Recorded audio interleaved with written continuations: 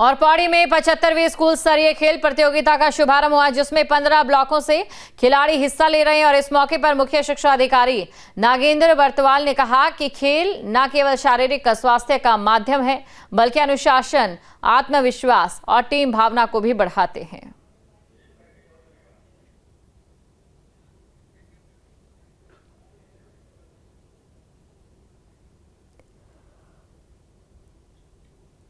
की 74वीं शरतकालीन खेल प्रतियोगिता है। इसमें सारी जितने भी टीम इवेंट्स होती हैं, खो खो है, कबड्डी है, वॉलीबॉल है, बैडमिंटन है, सारी प्रतियोगिताएं इसमें टीम लेवल की टीम आधारित प्रतियोगिताएं हैं। सुविधाएं पहले भी हो सकती थी, और जब हम इस राष्ट्र की अखंडता पर कभी भी कोई संकट आया है तो हमारे वीरों ने अपने लहू से हमारे देश की और हमारे स्वतंत्रता की रक्षा की है। इसलिए उनका बलिदान केवल युद्ध भूमि पर ही नहीं, बल्कि हमारे दिलों पर अंकित है।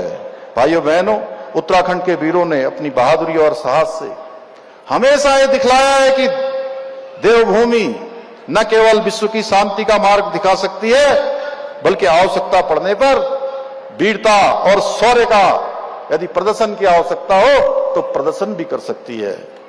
मैं भी एक फौजी का बेटा हूं। मैं पूर्व सैनिकों, इनके परिवारों की समस्याओं को, उनकी चुनौतियों को मैंने बहुत नजदीक से देखा है। और सच में जैसा जोशी जी कह रहे थे कि मुझे 50 साल पहले का वो दृश्य याद आता है जब हम नहाने के लिए जाते थे एक हफ्ते में एक बार। और मुझे ध्यान है, जब मैं छोटा था, मेरे पूज्य पिताजी महार रेजिमेंट में थे और उनकी पोस्टिंग, मुझे लगता है कि मैं 7, 8, 9 साल का होऊंगा, मुझे स्मरण अभी तक है। वो सूरतगढ़ में, सूरतगढ़ राजस्थान में उनकी यूनिट होती थी। तो मुझे बताते थे वो कि हमको पानी पीने के लिए नहीं मिल पाता है। तो मैंने कहा कि कैसे पानी पीते हैं आप? तो उन्होंने मुझे कहा कि हम जो मच्छरदानी का कपड़ा होता है वो गड्ढा बना लेते हैं, बारिश होती है और उसमें पानी इकट्ठा हो जाता है। वो मच्छरदानी के कपड़े से पानी को छानते हैं, उसके बाद उसमें फिटकरी घोलते हैं। जब उसका जो गंदा अवयव होता है वो नीचे चला जाता है, उसके बाद हम लोग वो पानी पीते हैं। तो पहले के समय में हमारे सेना के लोगों को, हमारे सैनिकों को कितनी कठिनाइयों का सामना करना पड़ता है और उनके परिवार के लोगों को कितनी चुनौतियों का सामना करना पड़ता है। जब कोई बेटा शहीद होता है तो उस मां से पूछिए, उस बहन से पूछिए, उनकी पत्नी का क्या हाल होता है, बच्चों का क्या हाल होता है, पिता 4-4, 5-5, 6-6 दिनों तक, जब तक कि वो पार्थिव शरीर घर नहीं पहुंचता, तब तक उनकी स्थिति किस प्रकार की होती है। मैंने वो बहुत नजदीक से देखा है भाइयों बहनों, उनके दर्द को देखा है, क्योंकि मैं उसी परिवेश में पला बड़ा हूं। इसलिए मेरे हृदय में हमेशा शहीदों के प्रति, उनके परिवारों के प्रति गहरी संवेदनशीलता और समर्पण का भाव रहता है। इसलिए हमारा यह प्रयास है कि यही भाव हमारी सरकार के हर कामकाज में दिखे। इसलिए सैनिकों से संबंधित कोई भी प्रकरण आता है, हमारे सैनिकों से संबंधित, उनके कल्याण के लिए, उनके परिजनों के लिए, तो हम कभी भी उसमें ज्यादा सोचते नहीं हैं। हम सीधे निर्णय लेते हैं उनके कल्याण के लिए, उनके उत्थान के लिए, उनकी सहायता के लिए। हम ये भली भांति समझते हैं कि जो सैनिक शहीद होते हैं उनकी शहादत का कोई मोल नहीं हो सकता है। पर यह भी हमें सदा याद रखना चाहिए कि एक शहीद के परिवार को उसके जाने के बाद कभी कोई दिक्कत का सामना न करना पड़े। हम शहीद सैनिकों के परिवारों के घाव तो नहीं भर सकते, लेकिन हम उनके परिवार के आंसू तो पोंछ सकते हैं, उनके साथ हम खड़े हो सकते हैं, उनके हौसले की अफजाई कर सकते हैं। इसलिए हमने उनकी वीरता और बलिदान को नमन करते हुए शहीदों के परिजनों को मिलने वाली अनुग्रह राशि जो 10 लाख रुपए थी, उसको बढ़ाकर 50 लाख रुपए करने का यह भी हमने निर्णय लिया था। इसके अलावा हमने भूतपूर्व सैनिकों की मृत्यु के समय उनके सम्मानजनक अंतिम संस्कार के लिए 10,000 रुपए की वित्तीय सहायता राशि का भी प्रावधान किया है। साथ ही हमने सेना में, अभी गणेश जोशी जी कह रहे थे, तो उस दिन आप भी थे, और चूंकि हमारे यहाँ एक श्राद्ध का कार्यक्रम होता है साल भर में, तो मेरे पिताजी की पुण्यतिथि थी, उसमें लेफ्टिनेंट जनरल संदीप जी भी आए थे, संदीप जैन सिंह, खटीमा में। तो गणेश जोशी जी ने उस दिन मुझे कहा कि हमारे जो परमवीर चक्र विजेता हैं उनकी राशि 1.5 करोड़ रुपए होनी चाहिए। तो मैंने अपनी मां से पूछा था कुछ दिनों पहले कि मां ने कहा कि इस बार तेरे पिताजी का श्राद्ध है, क्या कुछ लोगों को बुलाकर जो है यहाँ पर उनका भोजन इत्यादि यहाँ पर हो जाएगा तो अच्छा होगा।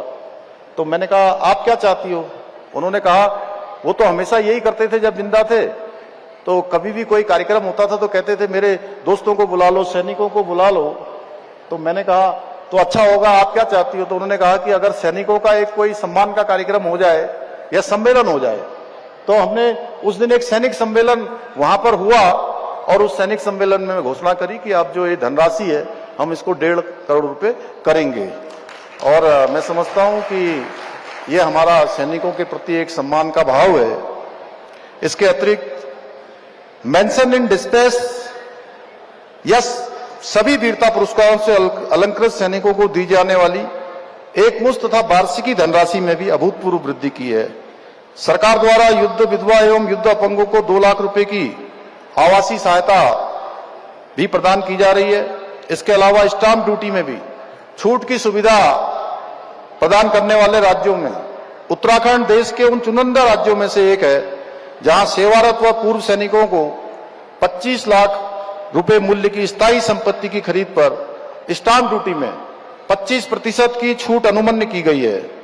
हमने शहीदों के परिवार के एक सदस्य को सरकारी नौकरी में समायोजन करने की भी शुरुआत की है कि कोई भी शहादत होती है तो उनके परिजनों को सरकारी सेवा में उनको रोजगार मिलना चाहिए। इसके अंतर्गत अभी तक वर्ष 2018 से लेकर 28 शहीद आश्रितों को नियुक्ति दी जा चुकी है और 13 की नियुक्ति प्रक्रिया अभी गतिमान है। साथ ही सरकारी नौकरी के लिए आवेदन करने के लिए पहले ये समय सीमा केवल 2 वर्ष की होती थी। हमने इसको कैबिनेट में, मंत्रिमंडल में प्रस्ताव लाकर अब 5 वर्ष, 2 वर्ष से बढ़ाकर 5 वर्ष किए जाने का भी निर्णय लिया है।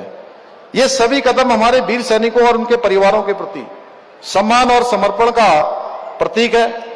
मैं आज इस पवित्र भूमि से, जहां से देश की सीमाओं पर अपनी शहादत देने वालों की संख्या असंख्य है, असंख्य रूप से योगदान करने वाले हमारे वीर सैनिक यहां से प्रेरणा लेकर आगे बढ़ते हैं।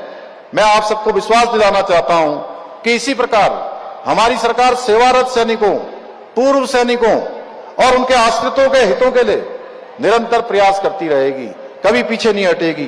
भाइयों बहनों, आज मुझे देखकर अत्यंत गर्व की अनुभूति होती है कि आदरणीय प्रधानमंत्री श्री नरेंद्र मोदी जी के कुशल नेतृत्व में सैनिकों का मनोबल बढ़ाने के साथ साथ हमारी सेना को अत्याधुनिक संसाधनों से भी युक्त किया जा रहा है। आज भारत न केवल आत्मनिर्भरता की दिशा में, जहां भक्ति है हर शब्द में, कथाओं में छिपे हैं दिव्य रहस्य और ज्योतिष देता है जीवन को दिशा। धर्म से जुड़ी हर बातों को जानने के लिए हमारे चैनल स्तुति को सब्सक्राइब करें। चैनल पर जाने के लिए इस लिंक पर क्लिक करें।